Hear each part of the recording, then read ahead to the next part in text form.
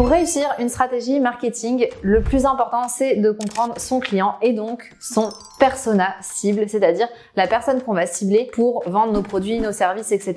Quelle est sa situation professionnelle, quelle est sa situation personnelle, quelles sont ses peurs, quelles sont ses préoccupations. On veut connaître tout ça pour s'adresser le mieux possible à nos prospects pour pouvoir les faire convertir, pour pouvoir répondre à leurs besoins le mieux possible et assurer un succès à notre campagne de marketing. Mais concrètement, un buyer persona, ça veut dire quoi? Un buyer persona est une représentation semi-fictive et détaillée du client idéal d'une entreprise. En général, cette représentation-là, elle est basée sur des données démographiques, psychographiques, comportementales et contextuelles. Dans le fond, c'est vraiment un guide stratégique pour comprendre les besoins, les préférences et les motivations de votre clientèle cible. Dans cette vidéo, on va parler de l'importance du buyer persona, des étapes préliminaires pour déterminer son buyer persona, la création du buyer persona en 5 étapes, les erreurs courantes à éviter et les outils et les ressources qui vont vous aider à créer votre buyer persona parce que finalement quand on est dedans c'est pas si simple comme toujours, donc voilà, vous allez avoir vraiment la méthode pour déterminer votre buyer persona de A à Z. On s'abonne, on like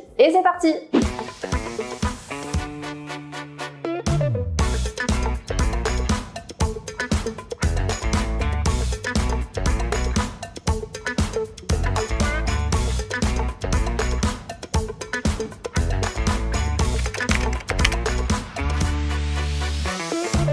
Pourquoi avoir un buyer persona est essentiel pour votre entreprise? À partir du moment où on fait du marketing, de la vente, etc., c'est vraiment important de savoir à qui on s'adresse pour adapter le message et qu'il soit le plus percutant possible. À partir du moment où vous dépensez du budget en marketing, vous voulez que votre stratégie marketing elle soit efficace. Et pour qu'elle soit efficace, il faut s'adresser aux bonnes personnes qui ont les bons besoins, en fait des personnes qui correspondent à votre cible. Et finalement, définir sa cible, c'est pas si simple et c'est très important à faire au départ. Et les buyer persona, ça aide justement à définir sa cible idéale dès le début. En fait, c'est un peu comme avoir accès à la psychologie du client. Donc là, en connaissant ses besoins, ses désirs, etc., vous savez vraiment ce qui va le motiver vraiment lui. Et donc, en connaissant ses motivations premières, vous pouvez adresser encore une fois le meilleur message pour votre produit ou votre service. En passant, ça va aussi vous permettre de savoir les clients que vous ne voulez pas. Parce que quand on fait un profil type, on pense aussi aux clients auxquels on ne veut pas forcément s'adresser. Évidemment, vous l'avez compris, j'arrête pas de le dire, mais le buyer persona va vous permettre d'améliorer votre taux de conversion puisque le succès d'une stratégie marketing, c'est d'avoir le meilleur ROI possible et donc d'avoir aussi le meilleur taux de conversion. Évidemment, si vous voulez en savoir plus sur le taux de conversion, n'hésitez pas à regarder notre vidéo sur le taux de conversion et comment l'améliorer. Mais on n'a pas fini de parler du buyer persona, donc restez là quand même, j'ai encore plein de trucs à vous dire. Le fait de bien connaître notre buyer persona, donc notre client cible, ça va aussi permettre d'affiner la stratégie de contenu et de publicité. Non seulement on va pouvoir affiner les messages, mais on peut aussi affiner tout un tas d'autres choses comme par exemple le ciblage. Par exemple, quand on fait de la publicité, notamment sur les réseaux sociaux, on y va vraiment par ciblage qui peuvent être des ciblages démographiques, enfin vraiment il y a toute une variété de ciblages, mais en connaissant nos personas, leurs motivations, on va voir qu'il y en a plusieurs parce que souvent on n'a pas qu'un seul persona, il y en a plusieurs. Donc si on a plusieurs personas, souvent on peut pouvoir aussi décomposer les campagnes de publicité pour ces différents personas et donc avoir une audience qui s'adresse à un persona, une autre audience s'adresse à un autre persona, etc., etc. Donc ça permet encore une fois d'avoir plus de résultats dans notre campagne publicitaire. Avant de commencer à créer votre buyer persona et de réfléchir à vraiment c'est ça, qui est mon client cible, il y a des petites étapes préliminaires. La première, ça va être de travailler avec une équipe pour déterminer en fait ce buyer persona. La deuxième, de définir des objectifs. Et la troisième, d'effectuer une première recherche qu'on pourrait appeler une recherche initiale. En fait, on veut travailler en équipe pour déterminer le buyer persona parce que souvent dans une entreprise, on se rend compte que tout le monde n'a pas une vision complète du client. Donc les ventes vont avoir une vision, la production va avoir une vision.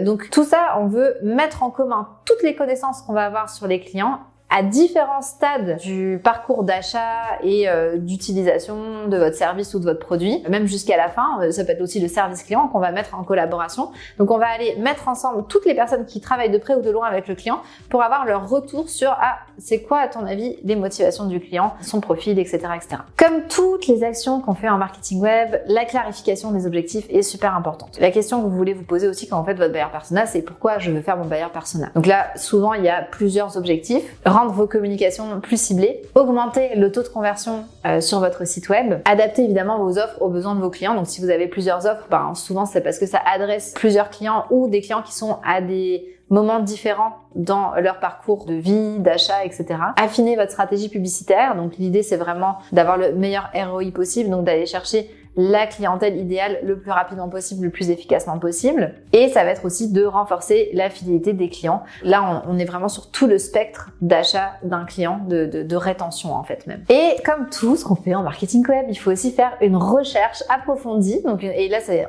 dans ce cas-ci une recherche préliminaire pour en savoir plus sur vos clients potentiels, actuels, idéaux. Parler à votre équipe, c'est bien, mais allez chercher toutes les données que vous allez avoir au niveau analytique.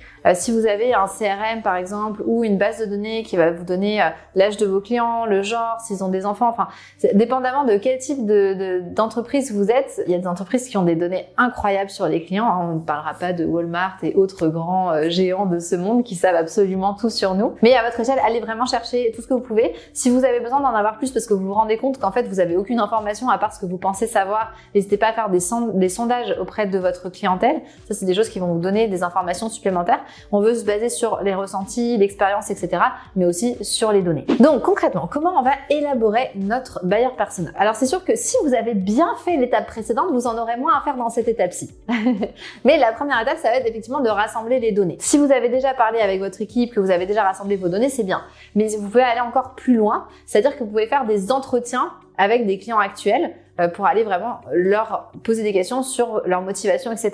Donc si vous avez 300 clients, pas la peine d'appeler vos 300 clients pour leur poser des questions. Là, on veut vraiment se concentrer sur notre client idéal. Donc souvent, malheureusement, dans tous les clients qu'on a, c'est pas que des clients idéaux. Faites l'exercice de vous dire, OK, mon top 10 par exemple des clients idéaux, c'est qui? Et dans ces cas-là, d'aller les appeler et d'aller faire un petit entretien avec eux pour savoir vraiment ce qui les motive, pourquoi ils sont passés par vous, qu'est-ce qui va faire qu'ils vont rester chez vous, pourquoi ils sont pas allés voir un concurrent, etc., etc. Donc vraiment là, faut aussi que ce soit des clients avec lesquels vous ayez une bonne relation parce que sinon c'est un peu bizarre d'aller leur poser toutes ces questions-là. Même chose, on en a parlé un petit peu avant, organiser des questionnaires, des sondages pour avoir un maximum de données. Il existe aussi des études de marché, des études de marché qu'on peut acheter auprès de grandes entreprises qui vendent des études de marché. Encore une fois, ça s'adresse pas à tout le monde. C'est pour certaines typologies d'entreprises, puis ça peut coûter assez cher aussi les études de marché. En général, les entreprises qui font ça, elles le vendent quand même plusieurs milliers de dollars, donc il faut quand même avoir le budget pour ça. Mais ça existe, si vous avez la possibilité de le faire, n'hésitez pas à le faire. C'est une fois, on le fait une fois et puis après, normalement, on est tranquille. Sauf si votre entreprise évolue ou le marché peut évoluer aussi. Donc quand je dis que c'est une fois, mettons que vous pourriez quand même le refaire régulièrement, mais on parle pas de faire ça tous les 6 mois là. C'est vraiment en cas de changement majeur au niveau du marché ou de changement au niveau de votre entreprise que vous allez devoir revoir ça. Mais globalement, si vous êtes sur quelque chose d'assez stable, vous le faites une fois et vous êtes tranquille. Peut-être vous allez le refaire aux 5 ans, mais voilà. Et puis, évidemment, on est à l'ère des réseaux sociaux, médias sociaux, etc. Donc, si vous savez que vous avez une clientèle qui interagit beaucoup sur les réseaux sociaux, n'hésitez pas à aller regarder justement comment ils interagissent avec votre marque, ce qui va ressortir le plus, etc. Une fois que vous avez toutes ces informations-là, vous allez l'étudier et essayer de la séparer, donc la segmenter en plusieurs segments distincts. Et c'est là où vous allez commencer à voir les grands traits, on va dire, de votre buyer persona. L'idée, ça va être vraiment de faire des groupes, en fait, des groupes de personnes pour justement après pouvoir, encore une fois, les cibler, etc. et pour aller trouver tous les traits communs à chaque groupe de personnes. Et en fait, une fois que vous aurez les traits communs à un groupe, finalement, ce sera votre persona. Vous allez le personnifier. Ensuite, une fois que vous allez avoir toutes ces infos, vous allez essayer d'élaborer un profil qui est détaillé. Donc là, on veut le plus de détails possible. On veut pas juste, tiens, on a une personne, un homme de 40 ans qui est vendeur. Ok, super, génial. Avec ça, tu vas aller loin. Non, on va aller plus loin que ça. On veut vraiment donner, c'est ça, le plus de détails possible. On veut avoir une personne devant nous et on veut savoir à quoi elle ressemble, comment elle s'appelle, est-ce qu'elle a des enfants, ses craintes, ses plaisirs dans la vie, ses motivations, est-ce qu'elle a fait des études, où elle habite, etc., etc. Est-ce qu'elle est divorcée, est-ce que elle aime partir en vacances dans le sud ou au contraire aller au camping d'à côté. Bref, vraiment, on veut avoir le plus d'informations possible. Même chose, vous pouvez rajouter les besoins, les défis, qu'est-ce qui lui manque dans la vie, les objectifs, les aspirations. Enfin vraiment, il faut vraiment aller très très loin. Comme je disais, on veut avoir une personne devant nous. Donc si on veut avoir une personne devant nous, normalement chaque personne a un nom et un prénom. Donc c'est assez standard. Donc on veut que vous humanisiez le plus possible le persona. Souvent, on va effectivement conseiller de donner un nom, un prénom, un âge, mais aussi une photo. Donc trouver une photo et pas forcément une photo ultra standard de banque d'images, mais une photo qui évoque quelque chose. Si on sait que notre persona, c'est quelqu'un qui est pas très actif justement au niveau sportif, qui passe beaucoup de temps devant la télé, qui mange des burgers, etc. Normalement, le persona qu'on va avoir, il est censé représenter enfin, la photo qu'on va avoir est censée représenter ce persona. Bah oui, peut-être ça sera une personne qui est un peu en surpoids, peut-être qu'elle se tient un petit peu plus comme ça si on sait que c'est quelqu'un qui est pas sûr d'elle, versus si c'est complètement l'inverse, bah, quelqu'un qui adore prendre soin de lui, que la personne a fait énormément de sport, peut-être même qu'elle aime se mettre en avant. Enfin, vous voyez, on peut vraiment aller très très loin. Et dans ces cas-là, bah, on va peut-être avoir une photo d'une personne qui va montrer ses muscles avec un petit t-shirt où bah, justement on peut voir les muscles, le bronzage. Ça va peut-être être quelqu'un qui se tient très droit. Est-ce que la personne elle est heureuse? Dans ces cas-là, il faut avoir quelqu'un qui sourit. Enfin, vraiment, la photo, elle doit vraiment représenter votre persona exactement. Une fois que vous avez fait tout ce travail, bah, ça va être important de valider votre persona. Donc ça, c'est la 5e étape. L'idée, ça va être vraiment de l'intégrer à des campagnes marketing ciblées et de voir si ce persona atteint les résultats. Donc évidemment, il faut que le message il corresponde au persona, mais c'est tout l'intérêt en fait de faire ce travail-là et de voir les résultats des campagnes quand elles sont basées sur les personas. C'est intéressant aussi d'avoir plusieurs personas parce que on va pouvoir voir justement s'il y en a un qui fonctionne mieux que l'autre, parce que peut-être qu'on a l'impression que c'est notre cible, mais qu'en fait on se trompe, la cible c'est le persona d'à côté. Finalement en marketing c'est toujours pareil, hein, on fait des choses, on les réfléchit, mais la meilleure chose à faire c'est de tester et d'apprendre basé sur ces tests-là. Les erreurs les plus courantes qu'on voit quand les gens font des buyer persona, c'est déjà de généraliser ou de faire des suppositions. Là, comme j'ai dit depuis le début, on veut se baser vraiment sur des données. Quand aussi on va interroger les gens de l'entreprise qui travaillent avec notre clientèle, etc., il va vraiment falloir remettre un peu en question ce qui est dit, c'est-à-dire, oui, ok, t'as l'impression que, je sais pas moi, nos clients sont généralement des gens fatigués. Ah bon, mais tu te bases sur quoi? Combien de personnes? Il faut vraiment aller un peu challenger ça pour pas avoir des suppositions qui sont fausses, parce que dans ces cas-là, bah, notre persona complet, il va être faux et puis on aura fait tout ce travail-là pour rien. Normalement, si vous faites en sorte que chaque segment d'audience ait des caractéristiques, des besoins différents, etc., et si vous en avez plusieurs, vous limitez un peu ce risque-là. Surtout si vous croisez les données aussi. Donc ça va aider, ça va vachement aider en fait. Évidemment, un persona ça évolue parce que votre entreprise elle évolue, le marché il peut évoluer, surtout si vous êtes dans un marché un peu tech ou autre, bah ça c'est sûr que ça évolue tout le temps. Les personas ils vont être à mettre à jour régulièrement, donc ça peut valoir la peine quand même d'aller interroger peut-être je sais pas moi une fois par an quand même les différents départements de votre entreprise pour leur poser des questions pour savoir ok est-ce que selon vous ça c'est toujours valide, est-ce que c'est quelqu'un que tu vois souvent vraiment dans les personas. Et faut pas oublier que les personas c'est bien, mais c'est pas juste pour en avoir, c'est pour aller vraiment cibler notre client idéal. Donc encore une fois, peut-être que notre client idéal aujourd'hui est pas le client idéal de demain. Nous on vend des sites web, les sites web qu'on vendait il y a 10 ans sont pas les mêmes que ce qu'on vend aujourd'hui, et donc notre persona n'est pas le même non plus. Même chose pour les campagnes de marketing web. Nous au début on vendait des campagnes de marketing web à 1000 $ par mois. Ou 500 $ par mois. Mais c'est évident qu'aujourd'hui, quand on est sur des stratégies à entre 2000 et 15 000, on va pas du tout avoir le même persona. Même des fois, on a des clients qui dépensent bien plus que ça. Donc, en fonction des typologies de clients, on va pas s'adresser de la même manière, évidemment. On va pas fournir le même service.